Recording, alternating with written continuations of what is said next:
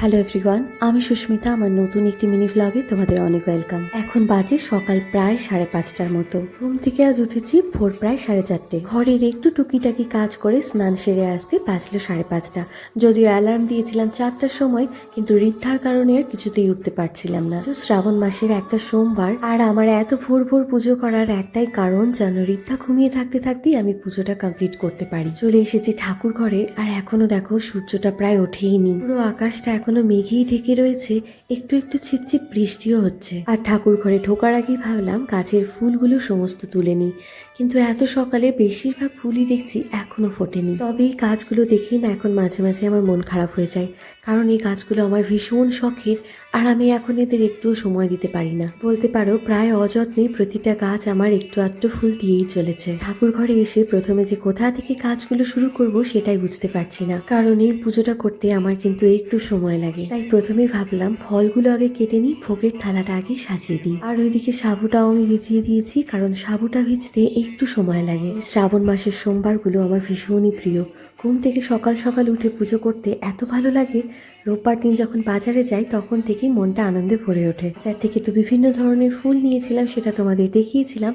তবে আজ বাড়িতেও প্রচুর ফুল পেয়েছি। আর দেখো শুধু ধুতুরা ফুলই আজ কতগুলো পেয়েছি। আর সত্যি বলতে গেলে নানান রকম ফুল দিয়ে ঠাকুরকে সাজিয়ে দিতে ভীষণই ভালো লাগে। একবার মনে মনে ভাবছিলামও, অনেক ফুল যেহেতু রয়েছে, ঠাকুরকে অন্তত একটা মালা বানিয়ে দিই। এরই মধ্যে ঠাকুর ঘরে ঋদ্ধা এসে হাজির। জানি না আমি ঘুম থেকে উঠে গেলে ও কি করে বুঝে যায়, তাই মনের ইচ্ছা মনেতেই রাখলাম, কারণ ওকে নিয়ে সমস্ত কিছু করা সম্ভব নয়। ঠিক যে কারণে আমি এত ভোর ভোর পুজো করার সিদ্ধান্ত নিই, যে ঋদ্ধা যেন ঘুমিয়ে থাকতে থাকতে পুজোটা কমপ্লিট করতে পারি। কিন্তু সেটা আর হলো কই। একটা ছোট বাচ্চাকে নিয়ে সমস্তটা করা কিন্তু ভীষণই চাপের। তো এরই মধ্যে আমি ভোগের থালা সাজিয়ে নিয়েছি, ফুলের থালা সাজিয়ে নিয়েছি।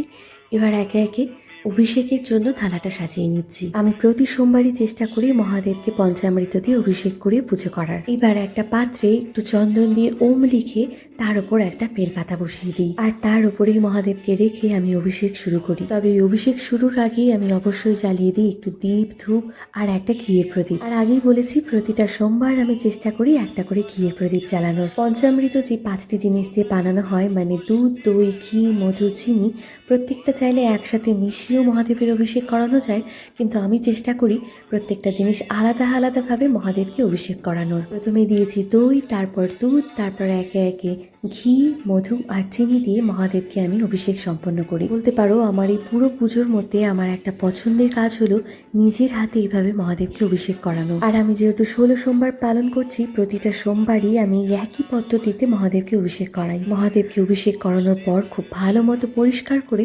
তারপর আমি শিবলিঙ্গে দুধ ঢালি। খুব ছোট থেকে আমি এই পুজো করি, তখন হয়তো এত নিয়ম কানুন জানতাম না। তবে এখন বড় হয়ে যতটুকু জেনেছি সেটুকু দিয়েই আমি আমার নিজের মতো মহাদেবকে সন্তুষ্ট করার চেষ্টা করি। আর অভিষেক সম্পন্ন হলে মহাদেবকে তার আসনে বসিয়ে সাজিয়ে দিতে আমার ভীষণ ভালো লাগে। আর ঠাকুরকে বিভিন্ন রকম মালা পরানোটা আমার সব থেকে পছন্দের কাজ। আর আজ ভোলেনাথের জন্য নিয়ে এসেছিলাম ভোলেনাথের প্রিয় আকন্দ ফুলের মালা আর ছোট্ট একটা রজনীগন্ধা ফুলের মালা। এইবার একে একে মহাদেবের সমস্ত প্রিয় ফুল দিয়ে আমি একে একে পুষ্পাঞ্জলি সেরে নেব। প্রতিটা সোমবারই আমি চেষ্টা করি মহাদেবের পুষ্পাঞ্জলি মন্ত্র, মহামৃত্যুঞ্জয় মন্ত্র, 108 বার ওম নমঃ শিবায় মন্ত্র আর মহাদেবকে অভিষেক করানোর সময় অভিষেকের মন্ত্র পাঠ করার। প্রতি সোমবারে মহাদেবের আমি একটা গোটা ফল নিবেদন করি, আর সাথে কোনো পছন্দের ফল, মানে আজ যেমন ধুতুরার ফল পেয়েছি, আগের দিন পেয়েছিলাম একটা বেল। ভোলেনাথকে ফুল দিয়ে সুন্দর করে সাজিয়ে দেওয়ার পর, পুষ্পাঞ্জলি দেওয়ার পর আমি শুরু করলাম আরতি। এই আরতি করতে কিন্তু আমার একটু সময় লাগে, আর আমি প্রতিটা সোমবার চেষ্টা করি মহাদেবকে